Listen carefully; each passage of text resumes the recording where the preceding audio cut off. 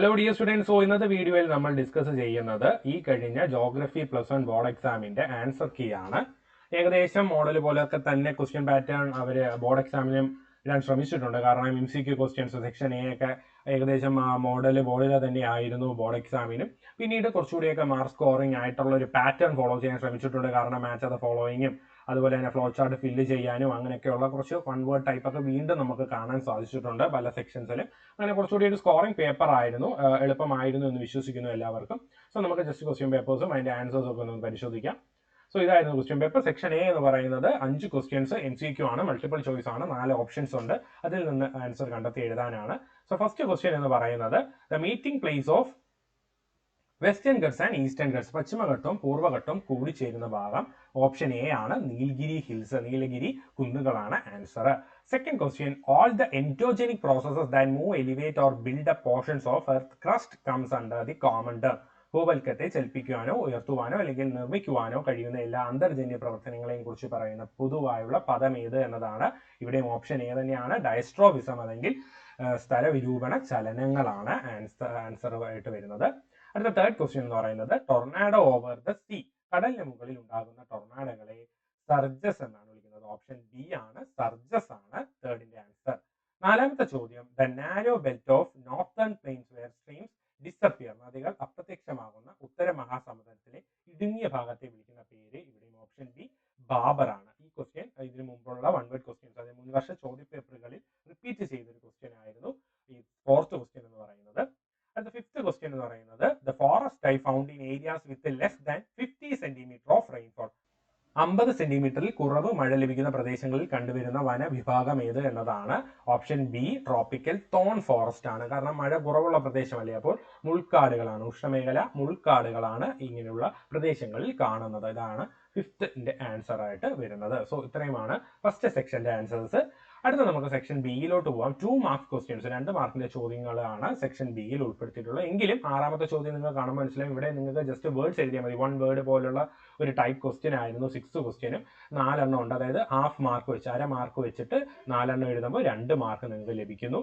ഇവിടുത്തെ ചോദ്യം ക്ലൗഡ്സിനെ പറ്റിയാണ്. ഇതും മുൻവർഷ ചോദ്യങ്ങളിൽ 1 വേർഡ് ചോദിച്ചിരുന്ന സമയത്ത് ക്ലൗഡ്സിനെ പറ്റി സ്ഥിരമായി ചോദിക്കുമായിരുന്നു. അപ്പോൾ ഇമ്പോർട്ടന്റ് ആയിട്ടുള്ള ഒരു ടോപ്പിക് ആണ് ക്ലൗഡ്സ് എന്ന് പറഞ്ഞിരുന്നു നമ്മുടെ ചാനലിൽ തന്നെ ചെയ്ത 1 വേർഡ് ക്വസ്റ്റ്യൻസിന്റെ വീഡിയോയിലെല്ലാം. സോ ഇവിടെ ഏതാണ്ട് ക്യാരക്ടറിസ്റ്റിക്സ്, മേഘങ്ങളുടെ സവിശേഷതകൾ തന്നിട്ടുണ്ട്. മേഘങ്ങൾ ഏതെല്ലാമാണെന്ന് കണ്ടെത്തി എഴുതാനാണ്.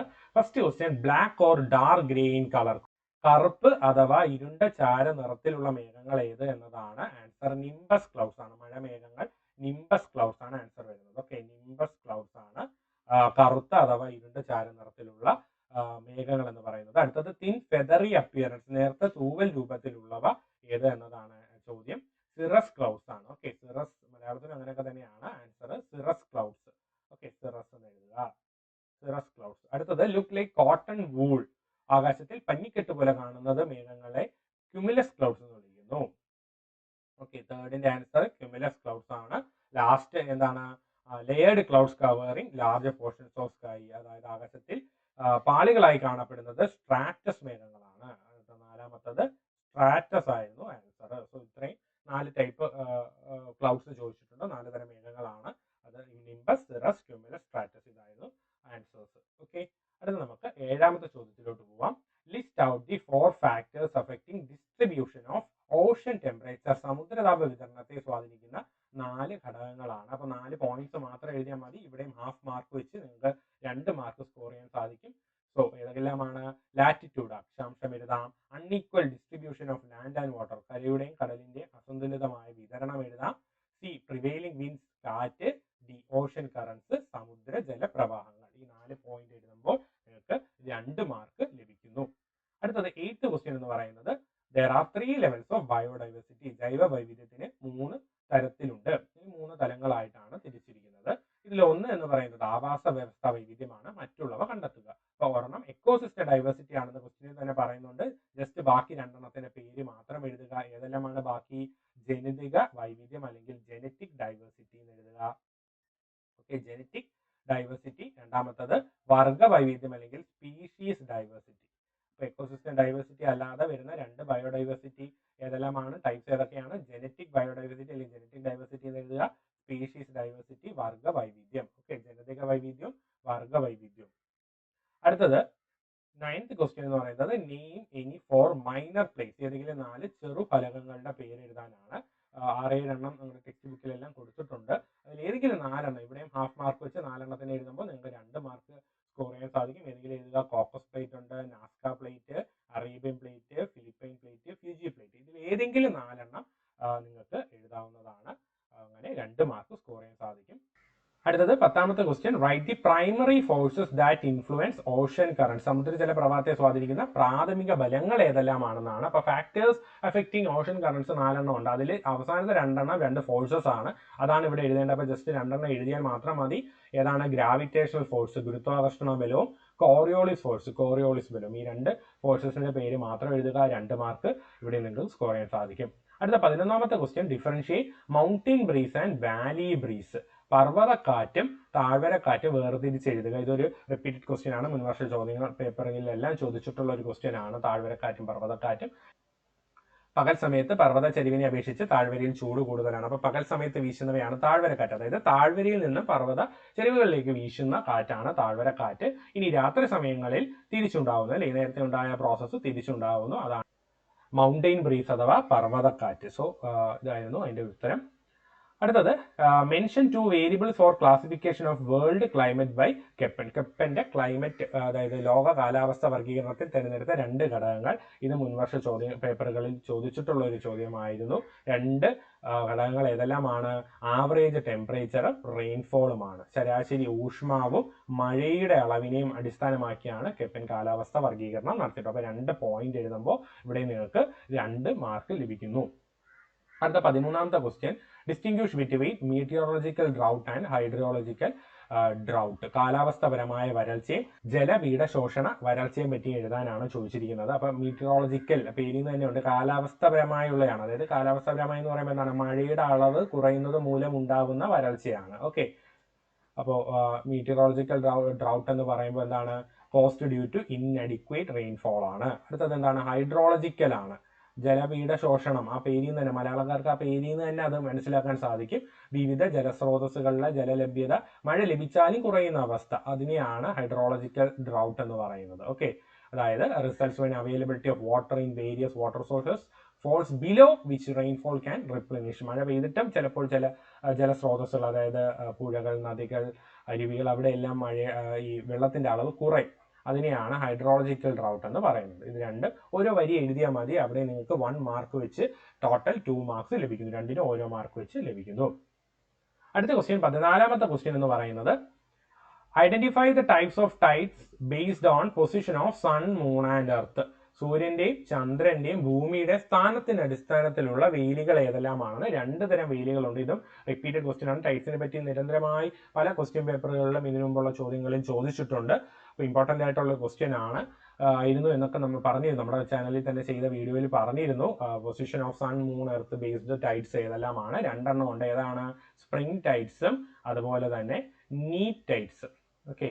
സ്പ്രിങ്ങും നീപ്പും, അല്ലെങ്കിൽ വാവുവേലിയും സപ്തമവേലിയും. ജസ്റ്റ് നിങ്ങൾക്ക് ആ ഒരു ചിത്രം വരച്ച് നേരെ രേഖയിൽ വരികയാണെങ്കിൽ അത് സ്പ്രിംഗ് ടൈഡ് ആണ്, വാവുവേലിയാണ്. ഇനി കോൺ അളവിൽ, അതായത് ഭൂമിയുടെയും ചന്ദ്രന്റെയും സ്ഥാനം 90 ഡിഗ്രി ആ ഒരു അളവിൽ വരികയാണെങ്കിൽ അതിനെ നീപ്പ് ടൈഡ് അല്ലെങ്കിൽ സപ്തമവേലി എന്ന് പറയുന്നു. ചിത്രം വരച്ചും നിങ്ങൾക്ക് അത് എഴുതാം, അല്ലാതെ നിങ്ങൾക്ക് ഒരു വരിയായിട്ട് എഴുതാം. 2 പേര് എഴുതിയാലും നിങ്ങൾക്ക് മാർക്ക് ലഭിക്കും. Spring tide, neap tide. Just ഒരു വരിയും കൂടി എഴുതുക. Just spring tide, neap tide എന്ന് എഴുതാതെ ഒരു വരിയും കൂടി എഴുതുന്നത് നല്ലതായിരിക്കും. അല്ലെങ്കിൽ ചിത്രം വരച്ച് വെച്ചാലും ജസ്റ്റ് അത് ആൻസർ ക്ലിയർ ആണ്. ചിത്രം വരച്ച് പേര് എഴുതിയാലും നിങ്ങൾക്ക് 2 മാർക്സ് അവിടെ ലഭിക്കുന്നു.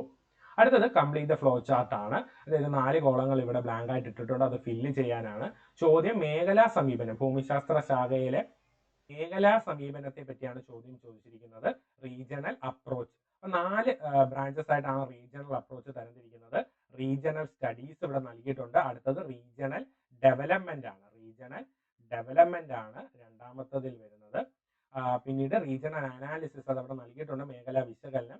അതായത് റീജിയണൽ ഡെവലപ്മെന്റ് എന്താണ്? മേഖല വികസനമാണ്. ഓക്കെ. ബിയുടെ ഉത്തരം മേഖല വികസനമാണ്. അടുത്തത് റീജിയണൽ അനാലിസിസ് നൽകിയിട്ടുണ്ട്. മേഖല വിശകലനം നൽകിയിട്ടുണ്ട്. അടുത്തത് താഴെ നിങ്ങൾക്ക് ഡൗട്ട് ഉണ്ട് നോക്കാം, പ്ലാനിങ്ങിനെ പറ്റിയാണ്. അപ്പൊ ഏതാണ്? മേഖല ആസൂത്രണമാണ്. ഇവിടെ വരുന്നത് ഏതാണ്? റീജിയണൽ പ്ലാനിങ് ആണ് ഇവിടെ എഴുതേണ്ടത്. Regional planning. അപ്പൊ അത് 2 ഓക്കെ ആയി. ഇനി നമുക്ക് അതിന്റെ സബ് ബ്രാഞ്ചുകളാണ് ഇവിടെ ചോദിച്ചിരിക്കുന്ന. റീജിയണൽ സ്റ്റഡീസിനെ നമുക്ക് 3 ആയി തരംതിരിക്കാം. ഇംഗ്ലീഷിൽ മാക്രോ, രണ്ടാമത്തേതാണ് മീസോ, മൂന്നാമത്തത് മൈക്രോ. മീസോ എന്ന് പറയുമ്പോൾ ഇടത്തരമാണ്, ഇടത്തര മേഖല പഠനമാണ്. അപ്പോൾ വിസ്തൃത മേഖലാ പഠനം, ഇടത്തര മേഖലാ പഠനം, സൂക്ഷ്മ മേഖലാ പഠനം. അപ്പൊ മീസോ എന്നും മലയാളത്തിലും നിങ്ങൾക്ക് മീസോ എഴുതാം, മീസോ മേഖലാ പഠനമെന്നും എഴുതാം, തെറ്റില്ല. അടുത്ത റീജിയണൽ പ്ലാനിങ്ങിന് 2 എണ്ണം ഉണ്ട്. നഗര ആസൂത്രണം സ്വാഭാവികമായിട്ടും അടുത്ത ഏതായിരിക്കും, എന്താണ്, റൂറൽ ആണ് അല്ലെ, റൂറൽ, ഗ്രാമീണ ആസൂത്രണം.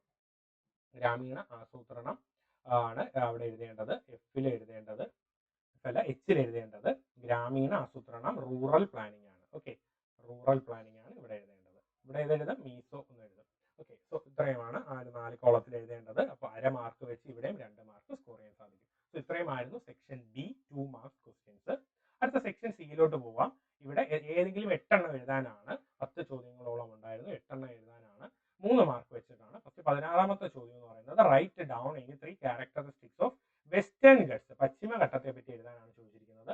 പശ്ചിമഘട്ടത്തിന് ഏതെങ്കിലും ഇവിടെ 3 എണ്ണം, ജസ്റ്റ് 3 പോയിന്റ് എഴുതിയാൽ മതി, 3 മാർക്ക് സ്കോർ ചെയ്യാൻ സാധിക്കും. അപ്പോൾ വിവിധ പേരുകളുണ്ട് അല്ലെ, പശ്ചിമഘട്ടത്തിന് പല പേരുകൾ, സഹ്യാദ്രികൾ എന്നും അതുപോലെ തന്നെ എന്താണ് നീൽഗിരീസ്, കർണാടകയിൽ നീൽഗിരീസ് എന്നൊക്കെ പറയുന്നുണ്ട്. മീറ്റിംഗ് പോയിന്റ് ആണ് സഹ്യാദ്രി എന്ന് നമ്മൾ പറയാറുണ്ട് കേരളത്തിലും മഹാരാഷ്ട്രയിലും ഒക്കെ. പിന്നീട് ഏറ്റവും ഉയരം കൂടിയ കൊടുമുടി നിങ്ങൾക്ക് എഴുതാൻ സാധിക്കും. ഏതാണ്, ആനമുടിയാണ്. ഇടുക്കി ജില്ലയിലുള്ള ആനമുടിയാണ് ഏറ്റവും ഉയരം കൂടിയ കൊടുമുടി.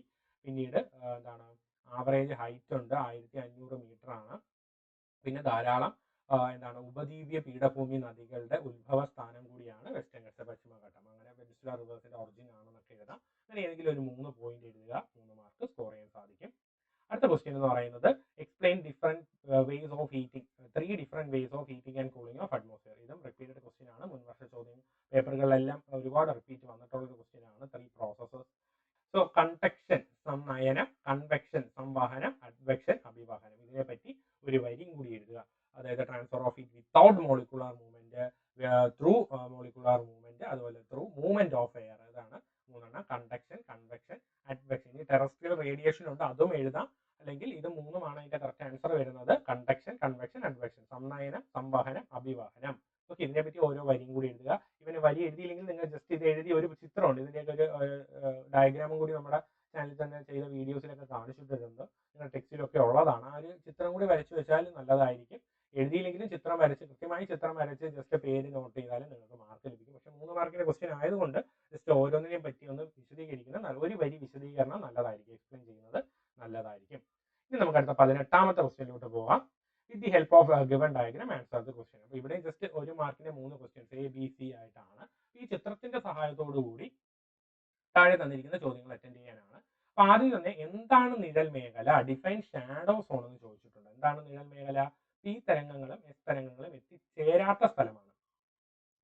Place where P and S waves do not reach. അങ്ങനെയുള്ള മേഖലകളെ വിളിക്കുന്ന പേരാണ് നിഴൽ മേഖല അല്ലെങ്കിൽ ഷാഡോ സോൺ. അപ്പൊ അവിടെ 1 മാർക്ക് ലഭിക്കുന്നു. അടുത്ത ക്വസ്റ്റ്യൻ എന്താണ്? In the given diagram A indicate the shadow zone of dash is മേഖല. താഴെ തന്നിരിക്കുന്നതിൽ A എന്ന് പറയുന്നത് ഈ ഒരു ഭാഗമാണ്. ഇത് ഏതിന്റെ ഷാഡോ സോൺ എന്നാണ്. ഇത് ടെക്സ്റ്റ് ബുക്കിലെ കറക്റ്റ് അതേ ചിത്രം തന്നെ നൽകിയിട്ടുണ്ട്. ഏതിന്റെയാണ്? P വേവ് ഷാഡോ സോൺ ആണ്. അപ്പൊ ഇവിടെ നിങ്ങൾ എന്ത് എഴുതണം? P വേവ്സ് എന്ന് എഴുതണം. P വേവ്സ് എന്ന് എഴുതണം. മലയാളത്തിൽ P തരംഗങ്ങൾ എന്ന് എഴുതണം. P എന്താണ്? പ്രാഥമിക തരംഗങ്ങൾ എന്ന് എഴുതാം. P എന്ന് പറഞ്ഞാൽ പ്രൈമറി എന്നാണ്. അപ്പൊ പ്രാഥമിക തരംഗങ്ങൾ എന്നോ P വേവ്സ് എന്നോ എഴുതാവുന്നതാണ്. അടുത്തത് ഇതിന് മുൻവർഷ ചോദ്യ പേപ്പറുകൾ, അതായത് 1 വേർഡ് ക്വസ്റ്റ്യൻസിലെല്ലാം നിരന്തരമായി ഈ വേവ്സിനെ പറ്റി ചോദ്യം ഉണ്ടെന്ന് നമ്മുടെ ചാനൽ തന്നെ ചെയ്ത വീഡിയോയിൽ പറഞ്ഞിരുന്നു. അവിടെ നമ്മൾ എടുത്തെടുത്ത് പറഞ്ഞു, അതായത് ഒരുപാട് വർഷം റിപ്പീറ്റ് വന്ന ക്വസ്റ്റ്യൻ ആണ് ഈ P വേവ്സിന്റെ ഷാഡോ സോൺ എത്ര ആണെന്ന്. അപ്പൊ P വേവ്സിന്റെ ഷാഡോ സോൺ എത്രയാണ്? 105 മുതൽ 145 ഡിഗ്രി വരെയാണ്. അപ്പൊ ഇവിടെ നിങ്ങൾ എന്താണ് എഴുതേണ്ടത്? 145 ഡിഗ്രി, 145 ഡിഗ്രി എന്നാണ് എഴുതേണ്ടത്. അതായത് P വേവ്സിന്റെ ഷാഡോ സോൺ ഏതാണെന്നാണ് ചോദിച്ചിരിക്കുന്നത്. 105 നൽകിയിട്ടുണ്ട്. അപ്പൊ 145 എന്നും കൂടി എഴുതുക. അങ്ങനെ ഓരോ മാർക്ക് വീതം 3 മാർക്ക് നിങ്ങൾക്ക് ഈ ചോദ്യത്തിന് ടോട്ടൽ ലഭിക്കുന്നു. അടുത്ത 19ാമത്തെ question, the velocity and direction of wind are influenced by a combined effect of 3 forces, justify. അതായത് ഇവിടെ 3 ബലങ്ങളെ പറ്റി, കാറ്റിന്റെ വേഗതയും ദിശയും 3 ബലങ്ങളുടെ സംയുക്ത പ്രഭാവത്താൽ സ്വാധീനിക്കപ്പെടുന്നു, സമർത്ഥിക്കുക എന്നതാണ് ചോദ്യം. അതായത് ആ 3 ഫോഴ്സിനെ പറ്റി എഴുതാനാണ്.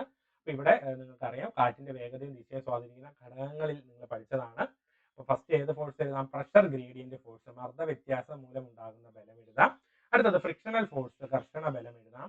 അടുത്ത കോറിയോളിസ് ഫോഴ്സ്, ഗ്രാവിറ്റേഷൻ. അപ്പൊ ഇതിൽ ഏതെങ്കിലും ഒരു 3 ഫോഴ്സിനെ പറ്റി എഴുതിയാൽ മതി. 4 എണ്ണം ഉണ്ട്. ഇതിൽ ഏതെങ്കിലും ഒരു 3 ഫോഴ്സിനെ പറ്റി ഒരു വരിയും കൂടി എഴുതുക. അതെങ്ങനെ കാറ്റിനെ സ്വാധീനിക്കും. ഇപ്പൊ ഫ്രിക്ഷന്റെ കാര്യം എഴുതുകയാണെങ്കിൽ എന്താണ്, ഫ്രിക്ഷൻ കൂടുമ്പോൾ എന്താണ്, കാറ്റിന്റെ വേഗത കുറയുന്നു. when friction increases the velocity of wind decreases. അല്ലെ, അതായത് മരങ്ങളോ മലനിരകളോ ഒക്കെ ഉണ്ടെങ്കിൽ അവിടെ ഫ്രിക്ഷൻ കൂടുതലായിരിക്കും, അപ്പൊ കാറ്റിന്റെ വേഗത എന്ത് ചെയ്യുന്നു, കുറയുന്നു.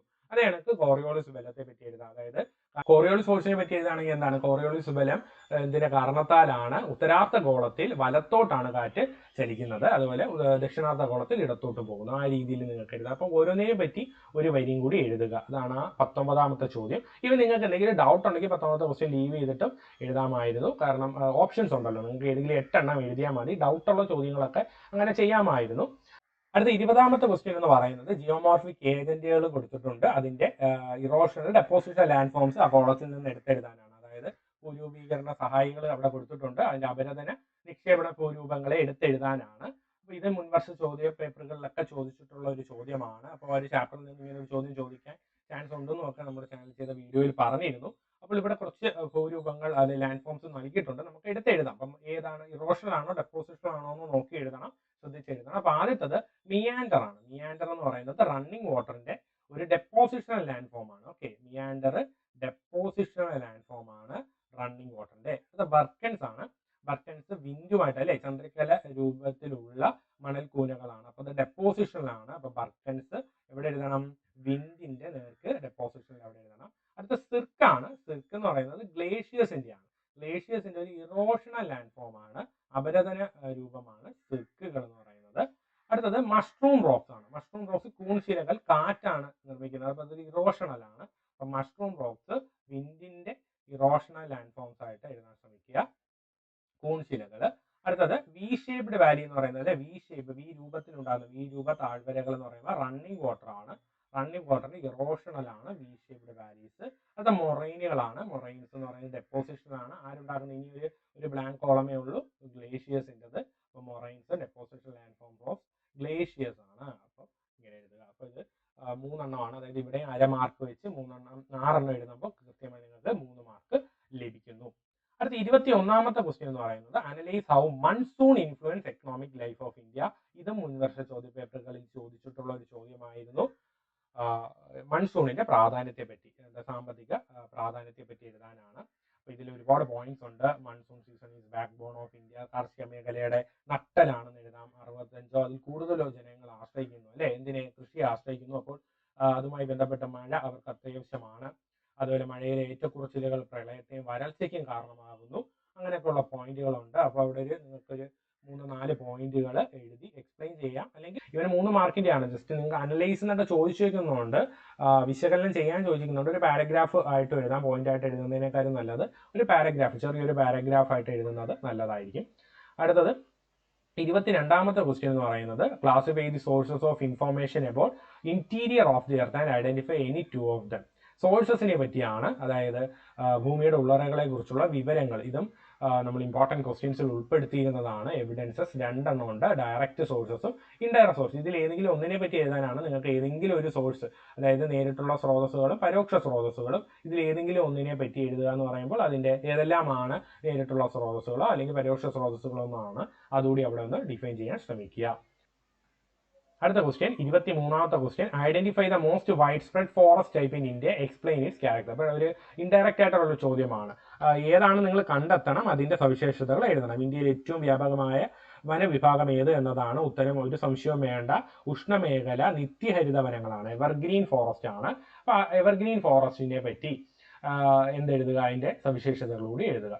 ഉഷ്ണമേഖല നിത്യഹരിത വനങ്ങളെ പറ്റി ഒരു 3-4 പോയിന്റുകൾ എഴുതുക. 3 പോയിന്റുകൾ മതി. അതിനകത്ത് തന്നെ ആവശ്യത്തിന് കാര്യങ്ങൾ നിങ്ങൾ ഇൻക്ലൂഡ് ചെയ്യുന്നുണ്ട്. എന്തൊക്കെ കാണുന്നുണ്ട്, എത്ര മഴ ലഭിക്കുന്നു, എത്ര ഊഷ്മാവിലാണ് അത് കാണപ്പെടുന്നത് എന്നൊക്കെ എഴുതിയാൽ നിങ്ങൾക്ക് അവിടെ ഫുൾ മാർക്ക് ലഭിക്കുന്നു. അടുത്ത 24ാമത്തെ ക്വസ്റ്റ്യൻ 3 ടേംസിനെ എക്സ്പ്ലെയിൻ ചെയ്യാനാണ്. അതായത് ഓരോന്നിനും ഓരോ മാർക്ക് വെച്ച് ലഭിക്കുന്നു. ആദ്യത്തത് സൗരവികിരണം, ഇൻസൊലേഷൻ ആണ്. ഇൻസൊലേഷൻ എന്ന് പറയുമ്പോൾ നിങ്ങൾക്ക് അറിയാം എന്താണ്, ഇൻകമിങ് സോളാർ റേഡിയേഷൻ, അതിൻ്റെ ഒരു ഷോർട്ട് ഫോം ആണ് സൗരവികിരണം. അതായത് ഷോർട്ട് വേവ്സ് ആയിട്ട് ഹ്രസ്വ തരംഗങ്ങളായി ഭൂമിയിലോട്ട് വരുന്നവയാണ് ഇൻസൊലേഷൻ.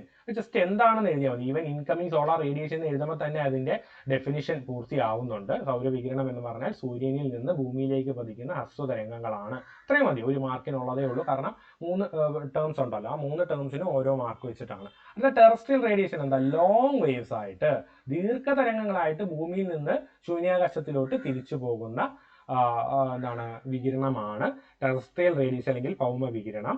അവസാനമായിട്ട് ആൽബഡോ എന്താണ് ചോദിച്ചിട്ടുണ്ട്. ആൽബഡോ എന്ന് പറഞ്ഞാൽ എന്താണ്, ഭൂമിയുടെ ഉപരിതലത്തിൽ നിന്ന് ബഹിരാകാശത്തേക്ക് പ്രതിഫലിക്കുന്ന സൗരോർജത്തിന്റെ ഭാഗമാണ്. ഒരു എമൗണ്ട് ഓഫ് സൺലൈറ്റ് അല്ലെങ്കിൽ reflected from sunrise reflected from different parts of the earth, അതായത് വിവിധ ഭാഗങ്ങളിൽ. ഇപ്പൊ പുല്ലുകളിൽ നിന്നുള്ള ഒരു റിഫ്ലക്ഷൻ ആയിരിക്കത്തില്ല, പ്രതിഫലനം ആയിരിക്കത്തില്ല, ഒരു കല്ല് അല്ലെങ്കിൽ പാറകളിൽ നിന്നുള്ളത്, അങ്ങനെ മണ്ണിൽ നിന്ന്, അങ്ങനെ വ്യത്യസ്ത ഓരോ പ്രതലത്തിന്റെ അനുസരിച്ച് സർഫസ് മാറുന്നതനുസരിച്ച് ആൽബഡോ വ്യത്യസ്തപ്പെട്ടുകൊണ്ടിരിക്കും. 3 ടേംസിനെ ഡിഫൈൻ ചെയ്യുമ്പോൾ ഓരോ മാർക്ക് വെച്ച് നിങ്ങൾക്ക് 3 മാർക്ക് ലഭിക്കുന്നു. ഈവൻ നിങ്ങൾ ഏതെങ്കിലും ഒന്ന് തെറ്റിക്കുകയോ അല്ലെങ്കിൽ എഴുതിയില്ലെങ്കിലോ നിങ്ങൾക്ക് അതിന്റെ 1 മാർക്കേ പോകുന്നുള്ളൂ, ബാക്കി കൃത്യമായി എഴുതുന്നതിന്റെ മാർക്ക് ലഭിക്കുന്നു. 25ാമത്തെ question, factors affecting soil formation. ഏതെങ്കിലും 3 മണ്ണ് രൂപീകരണ ഘടകങ്ങളെ പറ്റി എഴുതാനാണ്. ജസ്റ്റ് 3 എഴുതിയാൽ പോരാ, 3 മാർക്കിന്റെ ആയതുകൊണ്ട് ഓരോ വരിയും കൂടി എഴുതുക. ഇതും നമ്മുടെ ചാനലിലൊക്കെ ചെയ്തിട്ടുള്ള വീഡിയോയിൽ ഉൾപ്പെടുത്തിയിട്ടുള്ള ഒരു ക്വസ്റ്റ്യൻ ആയിരുന്നു. 3 soil forming factors: parent material മാതൃശില, ടോപ്പോഗ്രഫി ഭൂപ്രകൃതി, ക്ലൈമറ്റ് കാലാവസ്ഥ, ബയോളജിക്കൽ ആക്ടിവിറ്റി ജൈവിക പ്രവർത്തനങ്ങൾ, ടൈം കാലപ്പഴക്കം. ഇതിനെപ്പറ്റി ഓരോ വരിയും കൂടി എഴുതിയാൽ മതി. മാതൃശിലയെ അടിസ്ഥാനമാക്കിയായിരിക്കും മണ്ണ്, അതായത് എങ്ങനെയാണോ അതിന്റെ നിറം, അതിന്റെ ടെക്സ്ചർ എല്ലാം മാതൃശിലയെ എന്താണ് അടിസ്ഥാനമാക്കിയിരിക്കും അല്ലേ. അതുപോലെ ടോപ്പോഗ്രഫി, എവിടെ മലനിരകളിൽ ഉണ്ടാവുന്നതാണോ കാടുകളിൽ ഉണ്ടാവുന്നതാണോ എവിടാണോ അത് ഉണ്ടാവുന്നത് അതനുസരിച്ച് മണ്ണിന് പ്രത്യേകത മാറും. കാലാവസ്ഥ വളരെ ഇമ്പോർട്ടൻ്റ് ആയിട്ടാണ്. മഴ വെയിൽ എല്ലാം മണ്ണിന്റെ രൂപീകരണത്തെ സ്വാധീനിക്കുന്നു. അങ്ങനെ ജസ്റ്റ് അതിനെപ്പറ്റി ഓരോ വരി എഴുതുക. 3 എഴുതിയാൽ മതി. ഇതിപ്പോൾ 5 കാണിച്ചിട്ടുണ്ട്, ഏതെങ്കിലും ഒരു 3 എഴുതിയാൽ നിങ്ങൾക്ക് അവിടെ 3 മാർക്ക് ലഭിക്കുന്നു. അടുത്തത് മാച്ച് ദ ഫോളോയിങ് ക്വസ്റ്റ്യൻ ആണ്. സിമ്പിൾ ആയിട്ടുള്ള ക്വസ്റ്റ്യൻ, ജസ്റ്റ് 3 ഉണ്ട്, അതിനെ കൃത്യമായി മാച്ച് ചെയ്താൽ 3 മാർക്ക് ലഭിക്കുന്നു. ഇവിടെയും ഭൂരൂപങ്ങളും സവിശേഷതകളും നമ്മൾ നേരത്തെ ചെയ്തതിന്റെ കുറച്ചുകൂടി അതിന്റെ ഡെഫിനിഷൻ വെച്ചിട്ടുള്ള ഒരു ക്വസ്റ്റ്യൻ ആണ്. ആദ്യം ലാൻഡ് ഫോംസ്, ഭൂരൂപങ്ങൾ കൊടുത്തിട്ടുണ്ട്, അതിന്റെ സവിശേഷത എഴുതാനല്ല, സവിശേഷത ബിയിൽ കൊടുത്തിട്ടുണ്ട്, ജസ്റ്റ് മാച്ച് ചെയ്താൽ മതി. ആദ്യം ഡ്രംലിൻസ് ആണ്. ഡ്രംലിൻസ് എന്ന് പറയുന്നത് ഗ്ലേഷ്യേഴ്സുമായിട്ട് ബന്ധപ്പെട്ട്, ഇത് ഹിമാനികളുമായിട്ട് ബന്ധപ്പെട്ടതാണ്. അപ്പോൾ നിങ്ങൾക്ക് എന്ത് ചെയ്യുക, ലാസ്റ്റത്തതാണ് കേട്ടോ. Smooth oval shaped ridge like features composed of glacial till. ഹിമാനീകൃത ശിലാപദാർത്ഥങ്ങളിൽ നിർമ്മിക്കുന്ന എന്താണ് മിനുത്ത വൃത്താകൃതിയിലുള്ള നിക്ഷേപങ്ങളെയാണ് ഡ്രംലിൻസ് എന്ന് പറയുന്നത്. അല്ല, പ്ലഞ്ച് പൂൾസ് ആണ്, അപ്പോൾ വെള്ളച്ചാട്ടവുമായിട്ട് ബന്ധപ്പെട്ടതാണ്. അപ്പോൾ അത് ആദ്യത്തേതാണ് large and at the base of waterfalls. അടുത്ത ബർക്കൻസ്, നമ്മൾ ഓൾറെഡി നേരത്തെ നമ്മൾ വിൻഡിന്റെ അവിടെ മാർക്ക് ചെയ്തതാണ്. ക്രസന്റ് ഷേപ്പ് ആണ് അല്ലേ, എന്താണ് ചന്ദ്രക്കല ആകൃതിയിലുള്ള മണൽ മേടുകൾ അല്ലെങ്കിൽ ഗുണകളെയാണ് ബർക്കൻസ് എന്ന് വിളിക്കുന്നത്. അങ്ങനെ 3 കൃത്യമായി മാർക്ക് ചെയ്ത് ഇവിടെ 3 മാർക്ക് സിമ്പിൾ ആയിട്ട് നിങ്ങൾക്ക് ലഭിക്കുന്നു. അടുത്ത ലാസ്റ്റ് സെക്ഷനിലോട്ട് പോവാം. 4 മാർക്കിന്റെ ക്വസ്റ്റ്യൻസ് ആണ്. ഇവിടെ 5 നൽകിയിട്ടുണ്ട്, ഏതെങ്കിലും 4 എഴുതുക. ഓപ്ഷനിലാണ്. അപ്പൊ മാപ്പ് ഒക്കെ വരുന്നതാണ്. മാപ്പ് സിമ്പിൾ ആണെങ്കിൽ മാപ്പ് അറ്റൻഡ് ചെയ്യാമായിരുന്നു, അല്ലെങ്കിൽ തന്നെ ജസ്റ്റ് മാപ്പ് സ്കിപ്പ് ചെയ്തിട്ട് ബാക്കി 4 എഴുതാം. ഇനി 27ാമത്തെ ക്വസ്റ്റ്യൻ നോക്കാം. Spreading sites and subduction zones are terms associated with the plate boundaries. Differentiate them. 2 ടേംസിനെ differentiate ചെയ്യാനാണ് അല്ലെങ്കിൽ അതിനെ വിശദീകരിക്കാനാണ് ചോദിച്ചിരിക്കുന്നത്, വേർതിരിച്ചെഴുതാനാണ് ചോദിച്ചിരിക്കുന്നത്. 2 ടേംസ് ഏതെല്ലാം പ്ലേറ്റ് മൂവ്മെന്റ് ഫലക അതിർത്തികളുമായി ബന്ധപ്പെട്ടതാണെന്ന് എഴുതുക. അതിനെപ്പറ്റി, അതായത് ഓരോന്നിനും 2 മാർക്ക് വെച്ച് ലഭിക്കുന്നു എന്ന് ഓർക്കുക കേട്ടോ. 4 മാർക്കിന്റെ ക്വസ്റ്റ്യൻ അല്ലേ. അപ്പൊ വ്യാപന മേഖലകളെ പറ്റി എഴുതുമ്പോൾ 2 മാർക്ക്, നിമഞ്ജന മേഖലകളെ പറ്റി എഴുതുമ്പോൾ വീണ്ടും 2 മാർക്ക്. അതും ചിത്രത്തിന്റെ സഹായത്തോടു കൂടിയൊക്കെ നിങ്ങൾക്ക് എഴുതാം. അപ്പോൾ ആദ്യത്തത് സബ്ഡക്ഷൻ സോൺസ്, അതായത് എന്താണ് സ്പ്രെഡിങ് സൈറ്റ്സ്. ആദ്യത്തത് സ്പ്രെഡിങ് സൈറ്റ്സ് ആണ്. സ്പ്രെഡിങ് സൈറ്റ്സ് എന്ന് പറയുമ്പോൾ 2 സീമകൾ അകന്നു പോകുമ്പോൾ അവിടെ ഉണ്ടാവുന്നതാണ്. അപ്പോൾ അത് ഏതുമായി ബന്ധപ്പെട്ടതാണ്, ഡൈവേർജന്റ് മാർജിൻ, വിയോജക സീമയുമായി ബന്ധപ്പെട്ടതാണ്. വ്യാപന മേഖലകൾ എന്തുമായി ബന്ധപ്പെട്ടതാണ്, ഡൈവേർജന്റ് പ്ലേറ്റ്സ് ആണ്. അതായത് 2 പ്ലേറ്റ്സ് അങ്ങോട്ടും ഇങ്ങോട്ടും പോകുമ്പോൾ അവിടെ എന്ത് പറ്റുന്നു, സ്പ്രെഡിങ് ഉണ്ടാവും. അതായത് ഭൂമിയുടെ ഉള്ളിൽ നിന്നുള്ള മാഗ്മ പുറത്തു വന്ന് അവിടെ ഒരു സ്പ്രെഡിങ് ഉണ്ടാവുന്നു, ഒരു വ്യാപന മേഖല രൂപപ്പെടുന്നു. ഡൈവേർജന്റ് പ്ലേറ്റ് മാറ്റം. ഇങ്ങനെ ചിത്രം വരച്ചതിന് നിങ്ങൾക്ക് കാണിക്കാം. അടുത്തത് എന്താണ്, സബ്ഡക്ഷൻ സോൺ ആണ്. സബ്ഡക്ഷൻ സോൺ എന്തുമായിട്ട് ബന്ധപ്പെട്ടതാണ്, സംയോജക സീമ. 2 പ്ലേറ്റുകൾ കൺവേർജ് ചെയ്യുമ്പോൾ എന്ത് പറ്റുന്നു, ഒരു പ്ലേറ്റ് മറ്റേ പ്ലേറ്റിന്റെ അടിയിലോട്ട് ഇങ്ങനെ സബ്ഡക്ഷൻ ഇങ്ങനെ അകത്തോട്ട് കയറി പോകുന്നു ഈ ഒരു കൂട്ടുമുട്ടലിൽ. ഓക്കെ, അങ്ങനെ മടക്ക് പർവ്വതങ്ങൾ അവിടെ രൂപപ്പെടുകയും ചെയ്യുന്നു. സബ്ഡക്ഷൻ മേഖല ഇങ്ങനെ താഴോട്ട് പോകുമ്പോൾ ഇവിടെ ഇങ്ങനെ മടക്ക് പർവ്വതങ്ങൾ രൂപപ്പെടാൻ സാധ്യതയുണ്ട്. ഒന്ന് മറ്റൊന്നിന്റെ ഉള്ളിലോട്ട് കയറി പോവുകയും ചെയ്യുന്നു. ആ മേഖലകളെ വിളിക്കുന്ന പേരാണ് subduction zone, subduction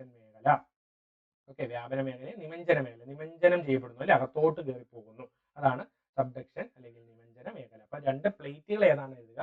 spreading site എന്ന് പറയുന്നത് ഡൈവേർജന്റ് ആണ്, വിയോജക സീമയാണ്. സബ്ഡക്ഷൻ സോൺ നിമഞ്ജന മേഖല സംയോജക സീമയുമായി ബന്ധപ്പെട്ടതാണ്. ചിത്രം വരച്ച് എഴുതാം, അല്ലെങ്കിൽ നിങ്ങൾക്ക് അല്ലാതെ ഡിഫൈൻ ചെയ്യാവുന്നതാണ്. 28ാമത്തെ ക്വസ്റ്റ്യൻ എന്ന് പറയുന്നത് വീണ്ടും സബ് ക്വസ്റ്റ്യൻസ് 2 ഉണ്ട്. Most popular argument regarding origin of universe is big bang theory. അതായത് പ്രപഞ്ച ഉൽപ്പത്തിയെ പറ്റി ഏറ്റവും പ്രചാരത്തിലുള്ളത് മഹാവിസ്ഫോടന സിദ്ധാന്തമാണ്.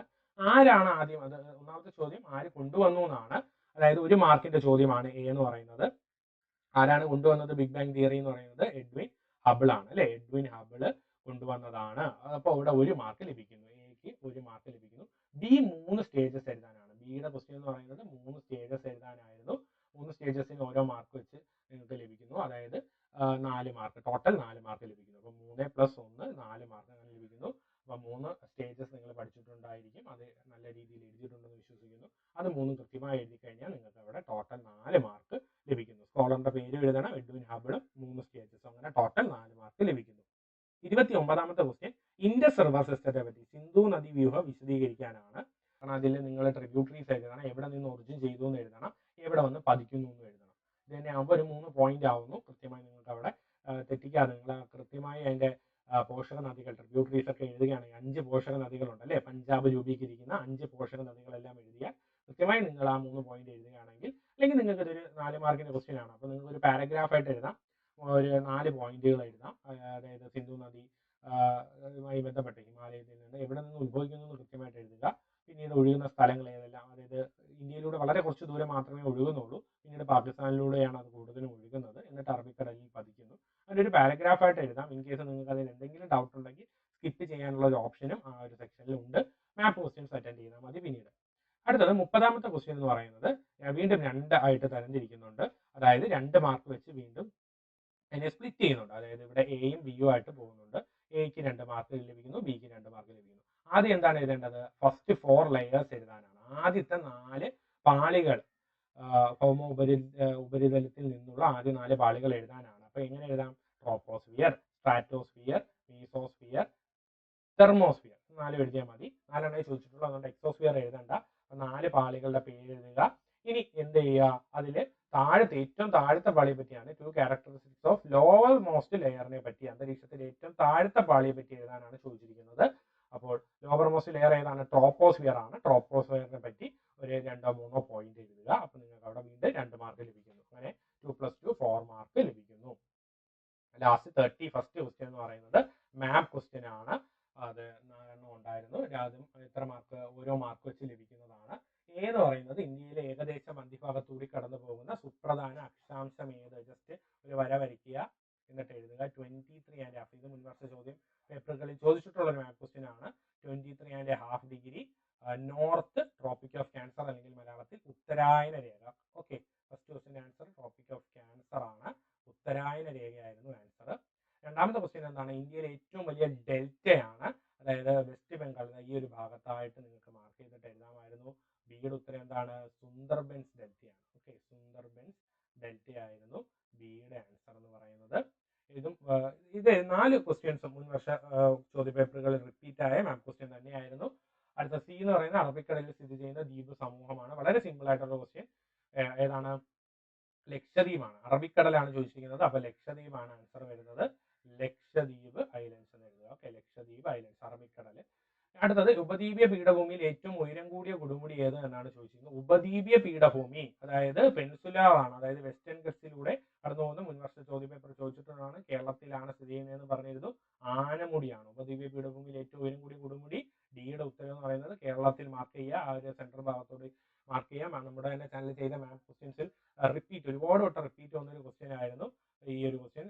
അപ്പോൾ ആനമുടിയാണ് ആൻസർ വരുന്നത്. ആനമുടി. ഓക്കെ, അപ്പൊ ഇത് 4 എഴുതുമ്പോൾ നിങ്ങൾക്ക് കൃത്യമായി അതിന്റെ 4 മാർക്ക് ലഭിക്കുന്നു. ഓരോ മാർക്ക് വെച്ച് ലഭിക്കുന്നു. അപ്പോൾ 4ാമത്തെ ക്വസ്റ്റ്യൻ ആനമുടി. അങ്ങനെ 4 മാർക്ക് ലഭിക്കുന്നു. അപ്പോൾ ഇത്രയുമായിരുന്നു നമ്മുടെ ഈ കഴിഞ്ഞ ജോഗ്രഫി എക്സാമിലെ ആൻസർ കീ എന്ന് പറയാം. ആൻസർ കീ വിശകലനമാണ് നമ്മളിപ്പോൾ നടത്തിയത്. അപ്പോൾ എല്ലാവരും നല്ല രീതിയിൽ എഴുതി കാണുമെന്ന് വിശ്വസിക്കുന്നു. എല്ലാവർക്കും നല്ല മാർക്ക് ലഭിക്കട്ടെ, ഉയർന്ന മാർക്ക് എല്ലാ വിഷയങ്ങൾക്കും ലഭിക്കട്ടെ എന്ന് ആശംസിക്കുന്നു. Okay, so all the best. Thank you.